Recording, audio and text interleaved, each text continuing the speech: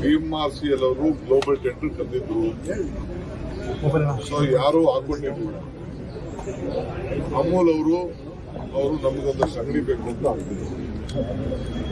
ಅಂಗಡಿ ಬೇಕು ಅಂತ ಆಗಿದಾಗ ಕೊನೆಗೆ 10 ಕಡೆ ಬೇಕು ಅಂತ ಅವರು ಅರ್ಜಿ ಹಾಕ್ತಿದ್ರು. ಸೊ ಅದಕ್ಕೆ ನಾನು ಇವರು ನಮ್ಮ KMF ಅವರು ಅರ್ಜಿ ಹಾಕಿಲ್ಲ. ಈಗ ನಾವು ಅವ್ರಿಗೆ ನೀವೆಲ್ಲ ಎಚ್ಚರಿಕೆ ವಹಿಸಿದ ಮೇಲೆ KMF ಹೇಳಿದ್ವಿ, ನೀವು ಅರ್ಜಿ ಹಾಕಿಲ್ಲ. ಇನ್ನು 10 ಕಡೆ ಐಡೆಂಟಿಫೈ ಮಾಡಿದ್ವಿ.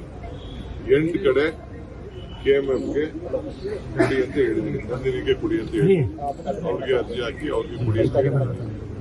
ಸೊ 2ನ್ನ ಯಾರೇ ಅವರು ಓಪನ್ ಮಾಡಿದ್ದಾರೆ. ಓಪನ್ ಮಾಡೋದನ್ನ ನಾವು ಮುಚ್ಚೋದು ಸರಿ ಇಲ್ಲ ಅಂತ ಹೇಳಿ, ಯಾಕೆಂದ್ರೆ ನಾವು ಗ್ಲೋಬಲ್ ಟ್ರೆಂಡ್ ಅಲ್ಲಿ ನಾವು ಕರ್ಕೊಂಡು ಯಾರು ಬೇಕಾದ್ರೂ ಮಾಡ್ಕೋಬಹುದು. ಸೊ 2 ಅವ್ರು ಇರ್ತದೆ. ನಾವು 8 KMFಗೆ ನಂದಿನಿಯವರು ನೀವು ಓಪನ್ ಮಾಡ್ತೀವಿ ಅಂತ ಅವ್ರಿಗೆ ಅರ್ಜಿಸ್ಕೊಟ್ಟಿದ್ದೀವಿ. 2ನೇದು ಇವತ್ತು ಬೆಂಗಳೂರು ನಗರದಲ್ಲಿ ಒಂದು ವಿಶೇಷವಾದಂತ ಕಾರ್ಯಕ್ರಮಗಳನ್ನ ರೂಪಿಸ್ತಾ ಇದ್ದೀವಿ ಬೆಂಗಳೂರು ನಗರಕ್ಕೆ. ಅದಕ್ಕೆ ನಾನು ನಮ್ಮ ಪಕ್ಷದ ಸಂಘಟನೆ ವಿಚಾರದಲ್ಲಿ ಮುಂದಕ್ಕೆ ಕಾರ್ಪೊರೇಷನ್ ಎಲೆಕ್ಷನ್ ಜಲ್ದಿ ಮಾಡಬೇಕು, ಯಾವತ್ತು ಮಾಡಬೇಕು, ಯಾಕಂದ್ರೆ ಟೈಮ್ ಆಗ್ತಾ ಇದೆ. 4 ತಿಂಗಳ ಒಳಗಡೆ ನಾವು ಅದನ್ನೆಲ್ಲ ರಚನೆ ಮಾಡಬೇಕು, ಎಷ್ಟು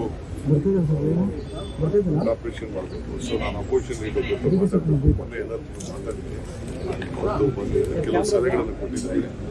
ಅಪೋಸಿಷನ್ ಲೀಡರ್ ಕೂಡ ವಿಶ್ವಾಸಕ್ಕೆ ತೆಗೆದುಕೊಳ್ತೀನಿ, ಕೇಳ್ತೀನಿ, ಅವ್ರ ಅಭಿಪ್ರಾಯ ಕೇಳ್ತಾ ವಿಷಯ ಮಾಡ್ತೀನಿ. 3ನೇ ವಿಚಾರ, ಎಲ್ಲೆಲ್ಲಿ ಇಡೀ ಬೆಂಗಳೂರು ಸ್ವಚ್ಛ ಬೆಂಗಳೂರು ಅಂತ ಹೇಳಿ ಇಡೀ ಬೆಂಗಳೂರಲ್ಲಿ ಕಸ ತೆಗಿಲಿಕ್ಕೆ ಒಂದು ಹೆಲ್ಪ್ ಲೈನ್ ಘೋಷಣೆ ಮಾಡಿದ್ದೇವೆ. ಫೋಟೋ ತೆಗೆದುಬಿಟ್ಟು ಆ ಅಡ್ರೆಸ್ ಘೋಷಣೆ ಮಾಡಿದ್ದೇವೆ. ಎಲ್ಲಿ ಹಾಕೋದು ಕೂಡ 1 ವಾರದಲ್ಲೇ ಅದನ್ನ ಕಸ ಒಂದು ವ್ಯವಸ್ಥೆ ಮಾಡಬೇಕಾಗಿದೆ. ಒಂದು ಸ್ವಚ್ಛ ಬೆಂಗಳೂರು ಕಾರ್ಯಕ್ರಮ ಅಂತೇಳಿ ಒಂದು ತೆಗೆದುಕೊಂಡಿದ್ದೇವೆ. ಅದೇ ರೀತಿ ಪಾಟೋಲ್ಸ್ನ ಸಾರ್ವಜನಿಕರಿಗೆ ನಾವು ಪ್ರಯಾರಿಟಿ ಪಾಟೋಲ್ನ ಎಲ್ಲ ಕಡೆ MLAಸ್ಗೆ ಅವರ ವಾರ್ಡ್ಗಳಲ್ಲಿ ಸ್ವಲ್ಪ ನೀವು ಪ್ರಯಾರಿಟಿ ಕೊಡಬೇಕು.